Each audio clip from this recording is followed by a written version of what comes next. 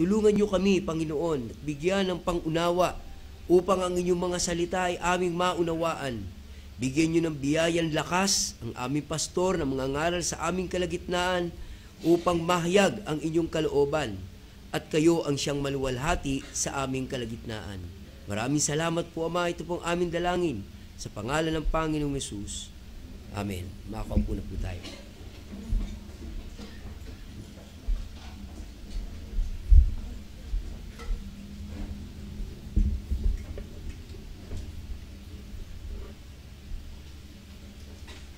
Good morning.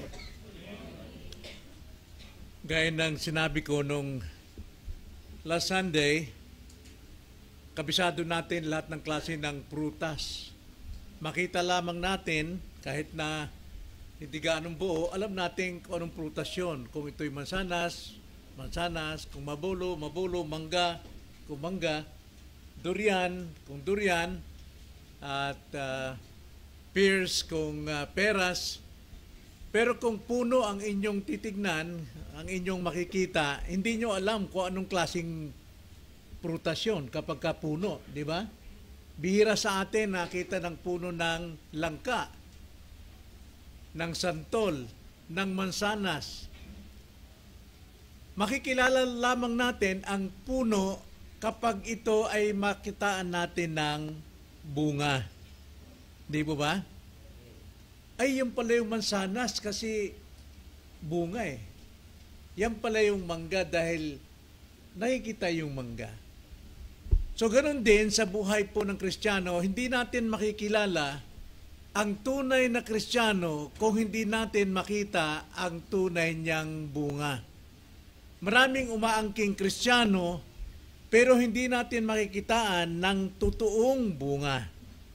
Kanya nga, dapat lamang na mga tunay na Kristiyano ay makitaan ng tunay na bunga. At ito ang naging series natin.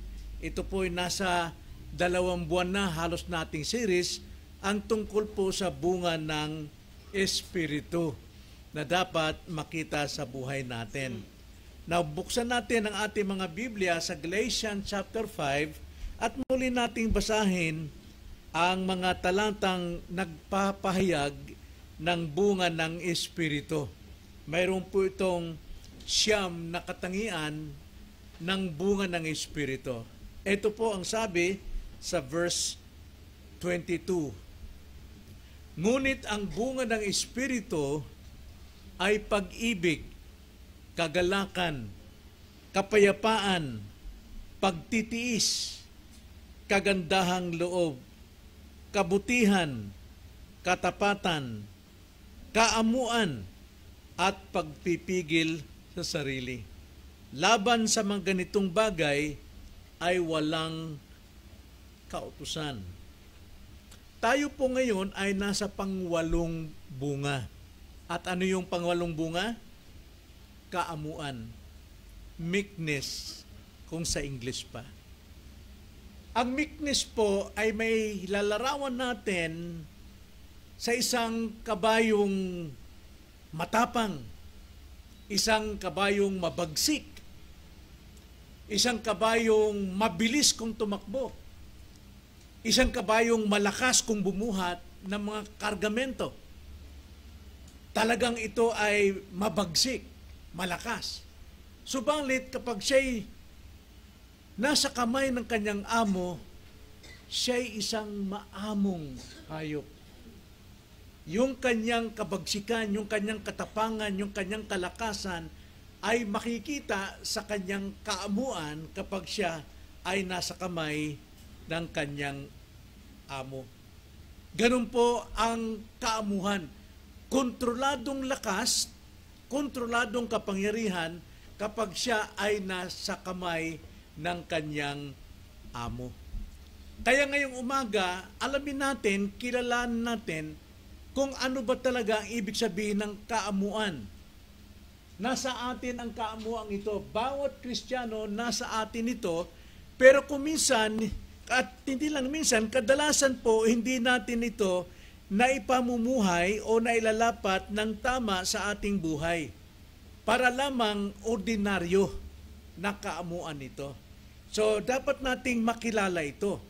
Tignan natin ito sa 3 o 4 na pagkakilanlan. 3 bahagi. At pang-4 ay ang pagtatapos. Una, kilalanin natin ang kaamuan sa kanyang kahulugan. Ano ba ang meekness? Ano ba ang kahulugan? Sa English po, meekness is not weakness, but power in control. Yun po ang sabi sa English. Ang kaamuan po ay hindi kahinaan, kundi nakukontrol na kapangyarihan. Yan po ibig sabihin. Nakukontrol na kapangyarihan. Ang taong maamo, hindi agad nagagalit. Nakukontrol niya ang kanyang galit. Hindi agad nagyayabang. Hindi agad nagsasalita ng mabigat at ito'y tumutugon sa tama at wastong sa bawat sitwasyon. Yan po yung kaamuan, hindi pa bigla-bigla. At ang number 1 po nating halimbawa rito ay ang ating Panginoong Hesukristo. Ang sabi nga ng Panginoon sa Mateo 11:29, ganito ang sabi ng Panginoon, "Pasanin ninyo ang aking pamatok at matuto kayo sa akin." Pasanin daw natin ang kanyang pamatok at matuto tayo sa kanya sapagkat ako'y maamo. Maamo ang ating Panginoon at may mapagpakumbabang puso at makakatagpo kayo ng kapahingahan para sa inyong mga kaluluwa. Isa pong bagay na makapagbibigay kapahingahan ng ating kaluluwa ay yung matuto tayo sa kaamuhan ng ating Panginoong Hesukristo. Sapagkat yung kaamuhan ng ating Panginoon, Hesukristo, ang ating dapat matutunan ay nagmumula sa mapagpakumbabang puso. Kapag tayo po'y natututong mamuhay sa kaamuhan, ibig sabihin tayo po ay nasa kababaan at tayo po ay natututo at nagkakaroon ng kapahingahan ng ating kaluluwa. So ang isang Kristiyano pala, isang taong wala pong kaamuan, laging magulo ang kanyang isipan. Laging magulo ang kanyang puso. Ngunit kapag tayo ay mayroong maamong diwa, may kapahingahan tayo ng ating kaluluwa. So ang isa pong kaamuan, ito po yung kapangyarihang nakukontrol. Tulad kong napanood no sa Facebook o sa YouTube, mayroong isang ama na sinigawan ng kanyang anak ng napakalakas na sigaw. Galit na galit yung anak niya at sinigawan ng kanyang ama sa harapan ng maraming tao. Biglang napatahimik ang lahat mga tao at nagulantang sila dahil sa sigaw nitong anak na ito sa kanyang ama. Pero hindi sila nanahimik dahil dun sa sigaw, sa lakas ng sigaw ng anak, kundi nanahimik sila dahil sa tugon o sagot ng ama nang may kaamuang lumuluha at ang sinabi niya sa anak niya, "Mahal kita, anak." Napatigil, napatahimik ang lahat ng tao nung makita nila yung maamong sagot ng kanyang ama. At dahil doon napahiya yung anak, napahagulhol, napaluhod sa harapan ng ama niya, sa harapan ng maraming tao. Yun po yung kaamuan. Isang kapangyarihan na nakukontrol. Imbis na magalit, imbis na magmura, imbis na magtanim ng sama ng loob, kundi ito'y isang kapangyarihan na nakukontrol at nagiging mapagpakumbaba. Yan po yung totoong kaamuhan. Kung yun po makita natin sa mga tao na uri ng kaamuhan, masasabi nating Kristiyano yan. Kristiyano yan. May tama siyang bunga. So, ganyan ang kaamuan. Hindi kahinaan, kundi kontroladong kapangyarihan. Hindi natin masasabi yung ama na siya ay kaawa-awa, mahina siya. Nasisigawan siya ng anak niya. No, nakikita natin, punong-puno siya ng pagmamahal eh. Pero kontrolado ang kanyang damdamin, emosyon. Kapangyarihang nakokontrol. Ganito ang taong kontrolado ng Espiritu Santo. At lahat tayo kailangang matuto rito. Mahina tayo dyan, inaamin ko sa aking sarili. Kahapon lang, nagpunta kami ni Mama sa Dunkin Donut, sa SM, para doon ako mag-aral. Inihanda ko mensaheng ito. Gusto ko nang kumain. Sabi ko, mananghalian tayo ng burger doon sa, katulad binili ni Belen. Natuto kami kay Belen. Umorder siya ng burger. Mayroon palang burger dito sa Dunkin Donut. Tatandaan mo yun, Ma. Yun ang tanghalian natin. Eh, si Mama, mayroon pa siyang ginagawa sa kanyang cellphone. Kausap si Belen. Sabi ko, Ma, bumili ka na. Tanghalian na. Mamaya na. Anong ginawa ko? Dumilat ang mata ko. Kaya na tayo. Alam ko, mahina ako dyan. At matagal ko nang pinagtatagumpayan ito, pero hindi pa rin ako pasado. Pero patuloy pa rin ng Diyos sa pagbabago sa puso ko. Kailangan natin itong kaamuan, mga kapatid. Sapagkat dito makikita na ikaw ay kontrolado ng Espiritu at tunay na ikaw ay punong Kristiyano dahil nakikita ang bunga ng Espiritu. Ikalawa, ang kaamuan sa kanyang katangian. Kanina, ang kaamuan sa kanyang kahulugan, ito ay hindi weakness, but power and control. Ngayon naman, ikalawa, ang kaamuan sa kanyang katangian. Ano ba mga katangian nito?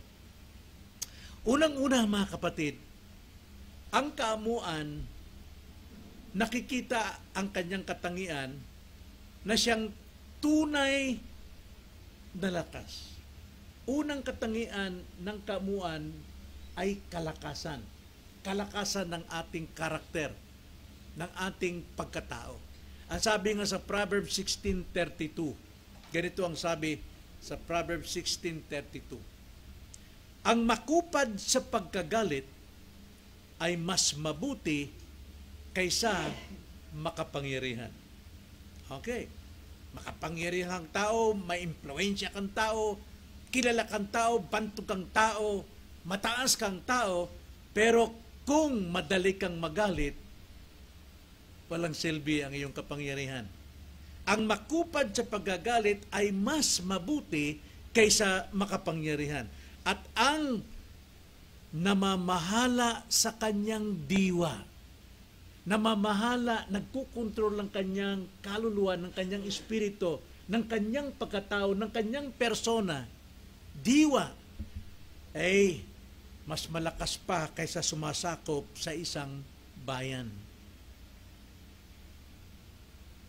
Kung ikaw ay mandirigma, kaya mong sakupin ang isang bayan, pero kung hindi mo kayang pamahalaan ang iyong diwa, ay walang silbi ang iyong pagkamakapangyarihan. So nakikitaan ito ng lakas sa isang tao. Malakas ka sapagkat kaya mong kontrolin ang iyong diwa. Kaya mong kontrolin ang iyong damdamin, ang iyong emosyon. Kaya mong magpalipas ng sandali para lamang manatili ang kapayapaan. So, ito po yung lakas, hindi sa galit, hindi sa pagtatanim ng sama ng loob, paghiganti, kundi lakas para magpigil ng damdamin. Yan po yung kaamuan na katangian ng bunga ng Espiritong nasa atin. Hindi nga lang natin ito na ilalapat o na isasagawa dahil hindi natin siya nakikilala na taglay natin ito. Ang ating pinangahawakan ay sumusunod tayo sa dikta ng ating damdamin, ng ating remaining sin, yung laman. Kaya dito sa Galatians chapter 5, pinakita ni Pablo ang pagkakaiba ng pagsunod sa dikta ng laman at ang pagsunod sa dikta ng Espiritu. At ito'y nagtuturo sa atin. At tinuturuan, pinalalago tayo sa kaalaman sapagkat katotohanan ng siya makapagpapalaya sa atin.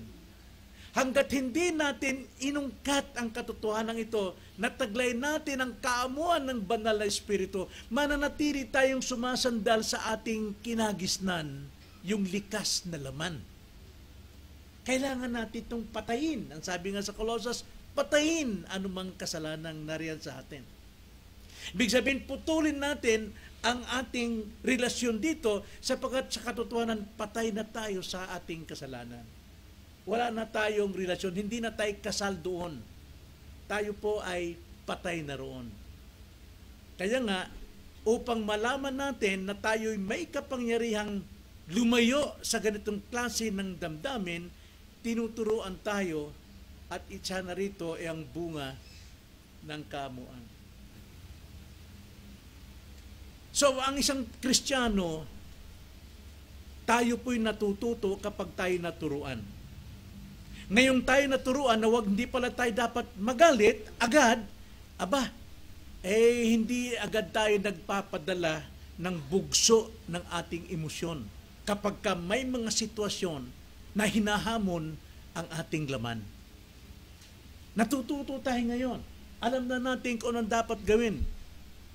Tayo'y kumikilos ngayon ayon sa gabay ng Espiritu. Mayroong dalawang magkaibigan. Gusto nilang mag-practice ng judo. Nagpaligsahan sila kung sino ang mas magaling sa mga paraan kung paano pabagsakin ang kanyang kaaway. So, katuwaan nila. Sila ay nagbuno talaga. Pero yung isa, nag-iinit. Unti-unti siya nagagalit at namumuwersa na. Galit na siya. Samantalang yung isa, ay napakapayapa ang kanyang isipan, kanyang puso, maamo siya, nakapag-iisip siya ng mga paraan para kanyang matalo ang kanyang kalaban. Sa palagay niyo, sino ang nanalo? Yung nagagalit o yung kalmado lamang? Natural, yung kalmado lamang. Alam ko si Albert, yan ang laro niya boxing. Hindi kailangan ng mainit ang ulo dyan. Pero kung away sa kalye, gamitin mo init ng ulo mo para hindi ka makaramdam ng sakit pag nasaksa ka na. Pero sa kanyang competition, kailangan kalmado ang isipan. Hindi nagpapadaig ng damdamin kapag nasaktan, kapag nadaya. Kalmado lang. Karamihan, diyan po nagwawagi ang totoong kalmado. So, ang katangian una, nakikita sa kanya ang tunay na lakas. Ikalawa, ang kaamuan ay mahalaga. Yun ang kahalagahan nito pagdating sa relasyon sa kapwa. Napakalaga po. Ephesians chapter 4 verse 2, ganito ang pagkakasabi.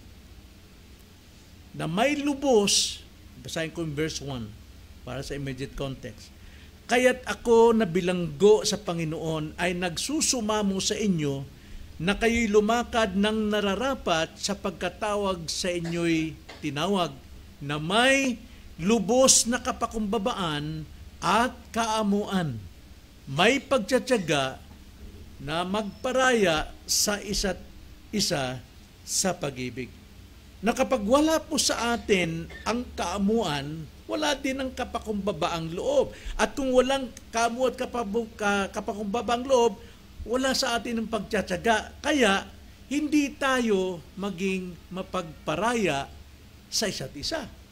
Kaya napakalaga ang kaamuan sapagkat ito po yung tanging paraan upang tayo po ay magkaroon ng magandang relasyon sa kapwa. Naroon yun sa atin ang pagpaparaya.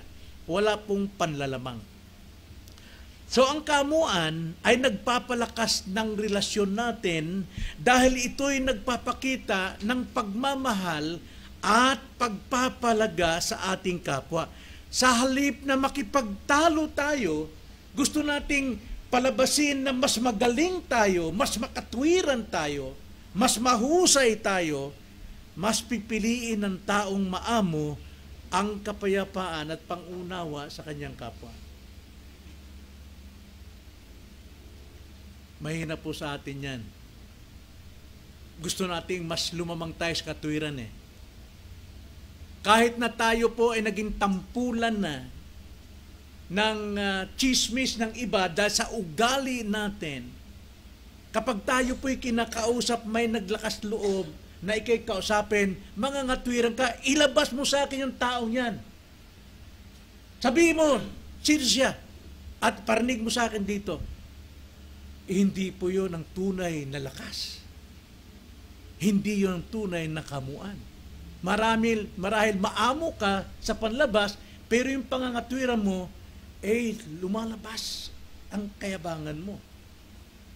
Bakit na lang sabihin, okay, pasensya kung nakagawa ko ng ganitong ugali sa buhay ko. Wala pong pagpaparaya. Kahinaan ang lumalabas, hindi po yun lakas ng Espiritu o lakas ng pagiging isang tunay na Kristiyano.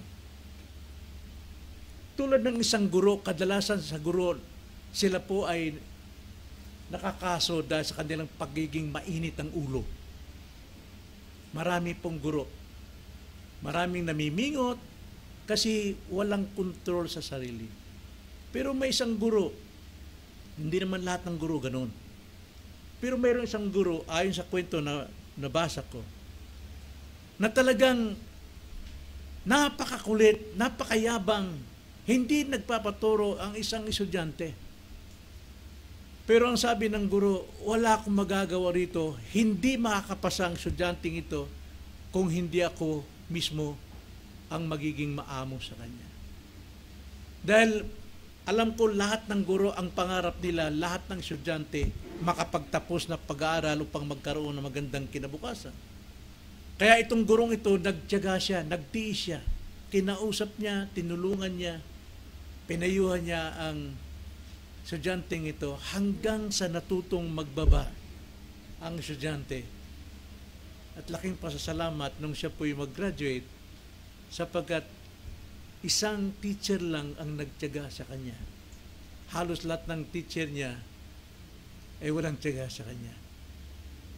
Well, ganon din po sa ating mga anak. Kapag ang ating anak ay mainitin ng ulo, may mga anak na gano'n eh, di ba? Doon lang sa SM, nakikita ko, dinig yung mga bata na pinababayaan ng mga magulang. Sigaw doon, sigaw dito, lumdag dito. Bakit? Wala nang pasyensya yung magulang eh, pinababayaan na lang. Pero ang isang magulang, tuturuan niya ang kanyang anak, kapag ka ikaw ay naiinis, bumilang ka ng 10. Di ba karamihan? Turuan natin mga anak natin na mainit ang ulo, lagi nagtatantrum. Anak, sa tuwing nainis ka, bumilang ka muna ng 10 ha, isa-isa. 1, 2. Effective naman yun eh. Di ba mga kapatid?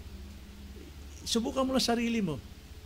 May nagsabi nga sa akin eh, sino ba yun na, ang hirap mag-pray pagkagalit ka eh, no? Sino sa atin dito nakapag-pray pagkagalit na galit? Ha? Magagawa ba nating mag-pray naggalit ka? Abay, napaka-hypocrites mo naman, Panginoon. Pagpalain nyo kami. Wala na naman kami makain, di sasayang asawa ko. Napaka-hypocrites natin. Well, turuan nating kumalma muna. Yung tinuro natin sa ating anak, magbilang ka muna ng 10. Palay ko siguro, 5 pa lang, napapahiya ka na eh. Hihingi ka na ng patawad sa Panginoon. 5 pa lang. Turuan natin. Mahalaga po ang kamuan sa relasyon natin sa ating kapwa. Then, turuan natin ating sarili magpakalma hanggang sa tayo maging totoong mapagpakumbaba. Napakalaga po yan. Ikatlo, una, ang kamuan ay nakikitang tunay na kalakas. Ang kamuan ay mahalaga sa relasyon sa kapwa. Ang kamuan ay patunay sa ating pagiging Kristiyano.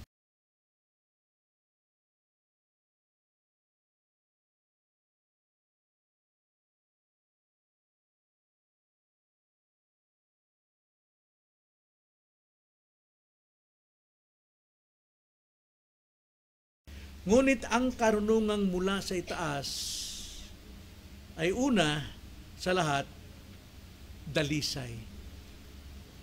Pagkatapos ay mapayapa,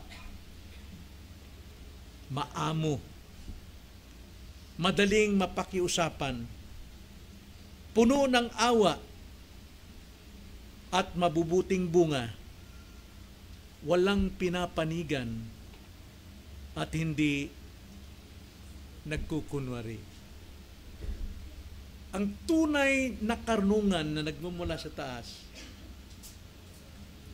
makikita sa kanyang pagiging maamo. Napakaraming matatalino, pero mainit ang ulo. Pero ang tunay na karunungan ay mapayapa at maamo. Yun po sinasabi ni James. Yan ay patunay ng pagiging Kristiyano. Kristiyano ay hindi palaaway o palasagot. Hindi mahilig manakit ng damdamin ng iba. Kamuan ay marka ng isang Kristiyanong lumalakad sa Espiritu. Isang dakilang halimbawa sa atin dito ay ang ating Panginoong Hesus. Alam natin ang Panginoong Hesus ay pinarangan ng pawang kasinungalingan.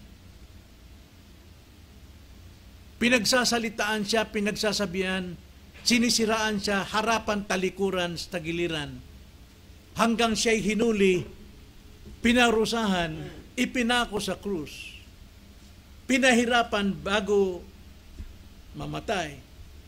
Hindi siya lumaban. Bagamat nasa kanya lahat ng katwiran.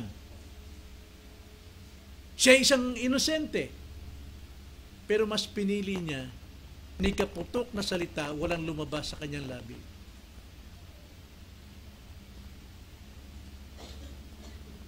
Dahil siya ay Diyos, kaya niya ginawa ito, kaya niyang tanggapin. Naman natin, na mismong si Jesucristo ay humakbang ng mga hakbang na siyang dapat nating tularan. Ginawa niya ito, lahat ng maaring makita natin sa Kanya, na sa tila sa mga tao kaawa-awa, pero kalakasan para sa ikabubuhay ng mga mananampalataya sa Kanya. Siya nagbigay sa atin ng halimbawa. Bagamat mahirap tayong hubugin sa ganitong klase ng ugali, kailangan natin ng habang buhay para tayo mahubog sa ganitong buhay o kamuan ni Kristo, and yet nagpapatuloy ang Panginoon sa atin. Hindi siya nagsasawa sa ating hubugin tungo sa kanyang larawan.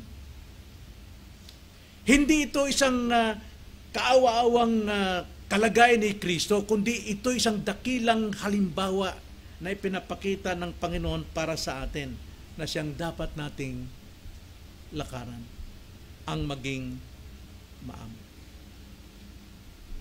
At alam natin, dumarating ito kapag sinusubok ang ating pananampalataya. Sinusubok ang ating buhay mananampalataya, buhay Kristiyano.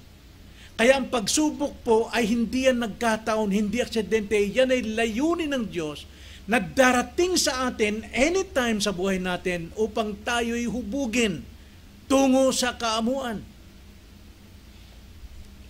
Para lumago tayo sa kaamuan. Paano natin maipapakita ang ating kaamuan kung hindi tayo dumaranas ng mga pagsubok, ng problema, ng karamdaman, ng paghihirap sa buhay? Kaya nga, ang ating pong mga pagdurusa, dapat nating ikagalak, hindi dapat nating ikalungkot. Sapagkat yun ang paraan ng Diyos upang mahubog tayo ayon sa nais niyang paghubog sa atin. So sa panahon ng pagsubok, paano tayo tumutugon? At yan ang nais nating dalhin ngayon. Sa ating pakikinig na unawaan natin na darating ang pagsubok, paano natin harapin ito? Galit ba tayo? Tayo ba'y gaganti? Paano natin ito sasagutin? Gaya ng lagi kong paalala, every morning sa pagkagising natin, pray, manalangin tayo agad. Lord, tulungan mo ko, biyaan mo kong harapin ang probidensya sa bumaghapon ng may pananampalataya. Sapagkat kung harapin natin ang probidensya sa bumaghapon, di natin alam kung ano yun. At harapin natin sa ating laman, tiyak mahulog lang tayo sa pagkakasala. Every morning, haharap tayo sa bagong probidensya ng Diyos na Kanyang inihanda. In all things, God works together for good. Kaya nga, sabi ni Paul, the just shall live by faith. Dapat humaharap tayo sa bawat araw sa pamagitan ng panampalataya.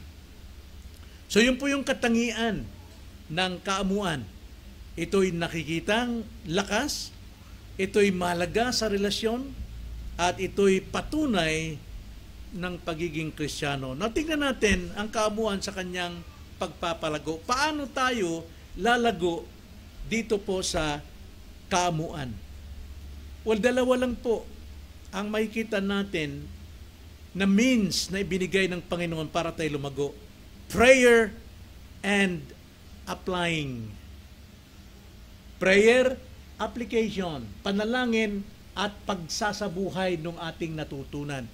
Kanya nga, napakalaga po ang makinig ng salita ng Panginoon. Unang-una sa kaligtasan at sa pamumuhay Kristiyano. Bakit po kaligtasan? Sapagkat ang totoong pananampalataya ay magmumula lamang sa pakikinig ng pangangaral ng salita ni Kristo. Kaya hindi lahat ng sinasabi ng mga tao, ako'y sumasampalataya, ligtas na ako. Saan galing ang pananampalataya mo ni hindi ka nakikinig ng pangangaral ng salita ng Diyos? At kung may pangangaral man, nakapikit ka sa pangangaral. Paano ka magkakaroon ng pananampalataya? Faith cometh by hearing. Hearing by the word preached. Rhema. Ibig sabihin, the doctrine of Christ. Ganon din sa ating kalaguan. Faith cometh by hearing again, by the doctrines of Christ. Sa pamamagitan ng ating pakikinig, doon natin maunawaan at doon natin mababaon yung ating natutunan nang sa ganun pagdating sa aktual na buhay, ipamumuhay natin. Dalawang paraan lang po yun. Una, panalangin at pagsasanay sa buhay. Pagsasanay ng pagpipigil sa sarili. So panalangin po mga kapatid, na alam natin Philippians chapter 2 verse 12 to 13. Ang sabi ni Pablo, kayo'y maging masunurin kahit wala ako. Kayo naging masunurin nung nandyan ako habang nagtuturo sa inyo. Sapagkat maging sa inyong pagsagawa at inyong pagpaplano, Diyos ang gumagawa nito sa iyo. Upang ang Diyos din ang siyang maluwalhati sa buhay mo. Nakuha nyo?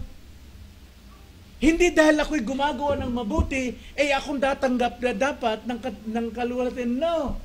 Kaya ka nakakagawa sapagkat ang Diyos ang nagsagawa nito sa iyo para gawin ang sa bagay para sa kanyang kapurihan. Hindi sa atin. Kaya sa tuwing tayo gumagawa, ayon sa natutunan natin sa pangangaral ng kanyang salita, naluluwalhati ang Diyos. Nagagalak siya. Nagliliwanag si Kristo sa buhay natin.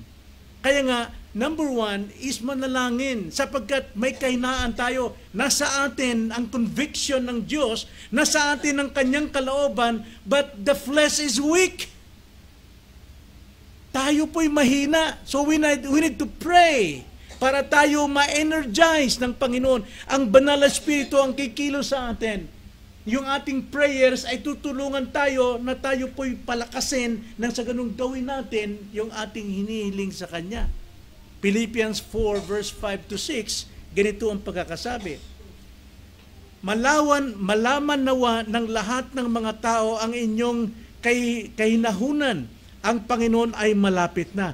Huwag kayong mabalisa sa anumang bagay, kundi sa lahat ng mga bagay, sa pamamagitan ng panalangin at pagsamo na may pagpapasalamat ay ipaalam ninyo ang inyong mga kahilingan sa Diyos. Number one, kahilingan natin, mahina ang ating laman. Kailangan natin ang lakas ng Diyos.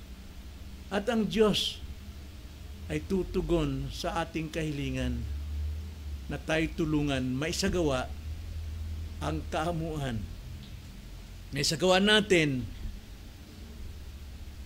ang nararapat nating gawin. Sapagkat ang kaamuan ay hindi kusang lumalabas sa atin. Nandyan yan. Pero kailangan pa rin natin ang lakas ng Diyos para maisagawa natin ang bagay nito. Kailangan nating hingin sa Diyos. Maging dependent tayo sa Diyos. Hindi tayo dapat magtiwala sa sarili nating lakas, sa sarili nating kakayanan. Alam nyo, wala naman tayo talagang sinasabi sa sarili natin. Every time mag-pray ako, bago ako umakyat sa pulpito, sinasabi ko, Panginoon, tulungan mo kong mangaral, magturo. Alam ninyong wala akong pinag-aralan. Wala akong alam. Malibang kayo ang magbigay sa akin ng kaunawaang nung paksang aking pinag-aralan na dumikit sa aking isipan at kayo maglagay ng tamang pangungusap. Tulungan nyo ang aking mga mali-maling pananalita.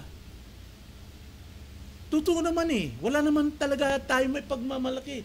Wala akong pinag-aralan. Kaya dapat lang humingi tayo lagi sa Diyos. Sapagkat siya lamang ang gagawa sa ating puso na magkusa at gawin ang ayon sa kanyang kalooban. Kaya mga kapatid, simulan nating manalangin ang umaga. Every morning, start with prayer. Bago ka bumangon o nakahiga ka pa, pray ka na, Lord, tulungan mo kong harapin ang iyong providensya sa bumaghapong ito ayon sa pananampalataya. Paunawa nyo, paalala nyo yung mga natutunan kong salita ninyo at nabasa kong salita ninyo. That's it. Hindi kailangan 1 kilometro, 1 oras na prayer. Kailangan tapat na panalangin. Kahit maikli. Tulad ni Pedro, nung siya lumubog sa tubig, di ba? Lord, save me. Yun lang.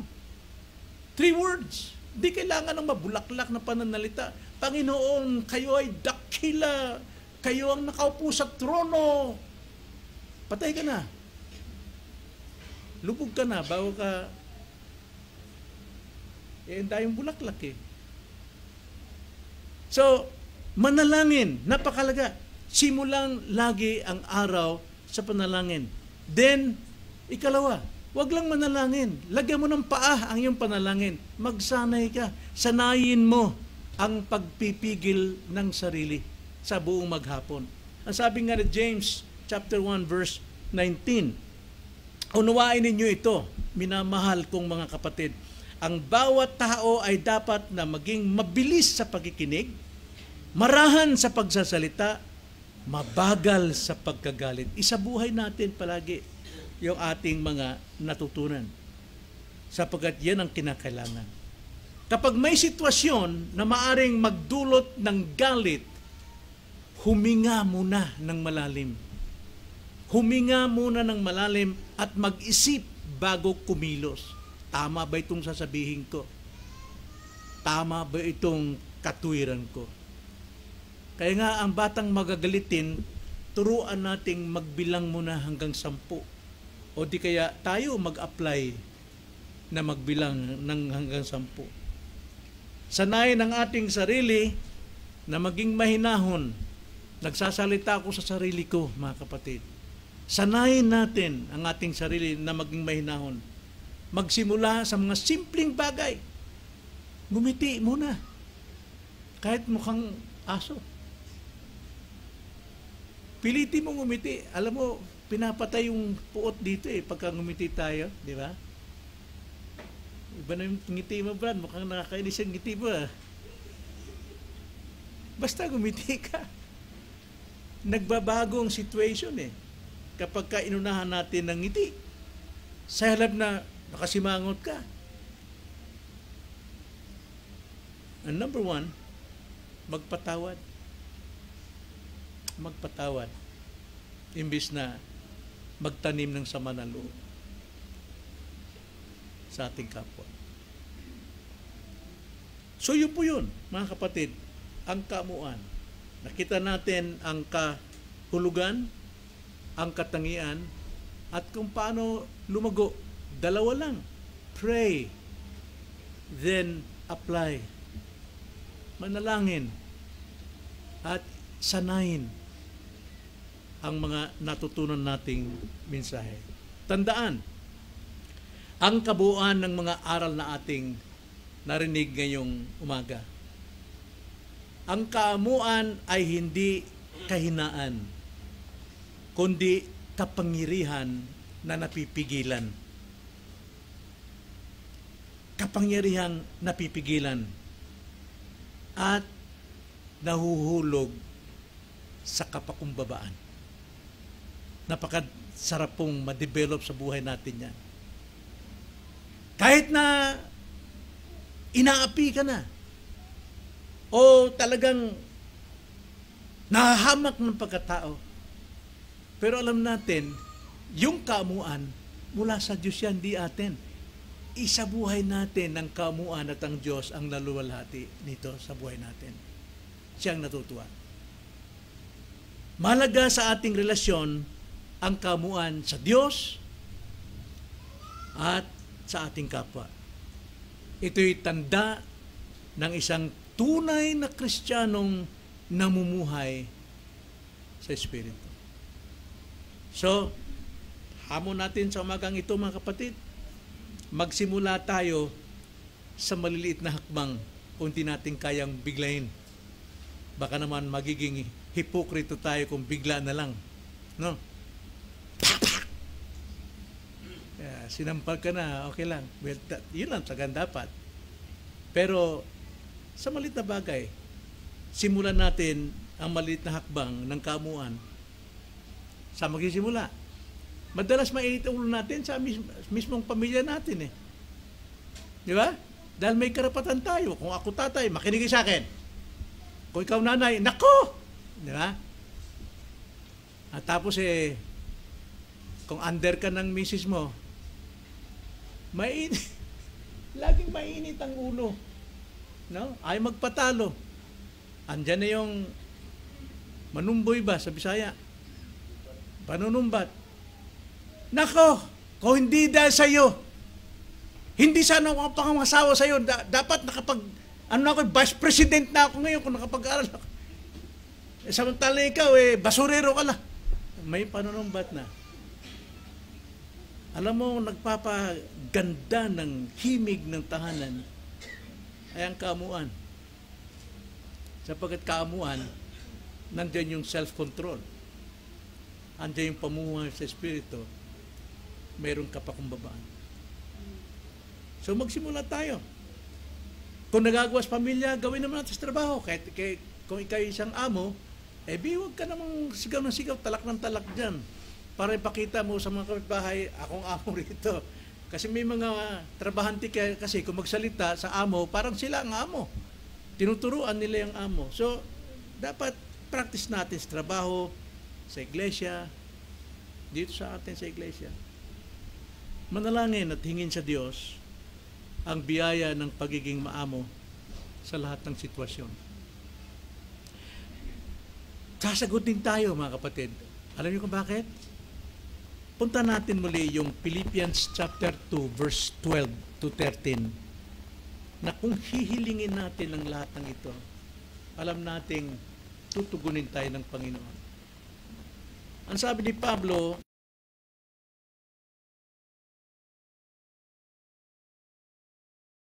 kundi higit ngayon na ako'y hindi ninyo kasama, ay isagawa ninyo ang inyong sariling kaligtasan o ang pagiging Kristiyano na may takot at pagpanginginig, sapagkat Diyos ang gumagawa sa inyo maging sa pagnanais. Kita nyo? Hindi sarili natin. Hindi sarili nating pagnanais na gawin natin ang mabuti, na kalugod-lugod sa Diyos. No. Even God ang siyang gumagawa sa atin maging sa pagnanais at sa paggawa, sa kakayanan natin, hindi para sa ating kaluwalhatian, kundi para sa kanyang mabuting kalooban.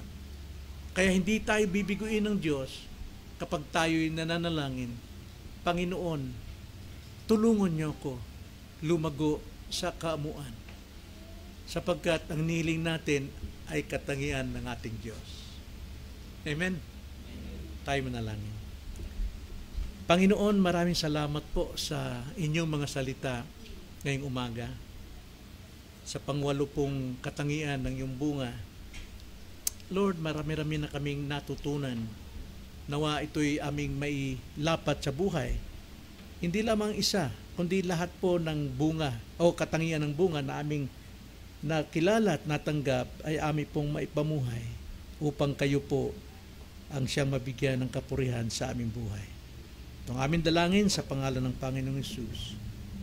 Amen.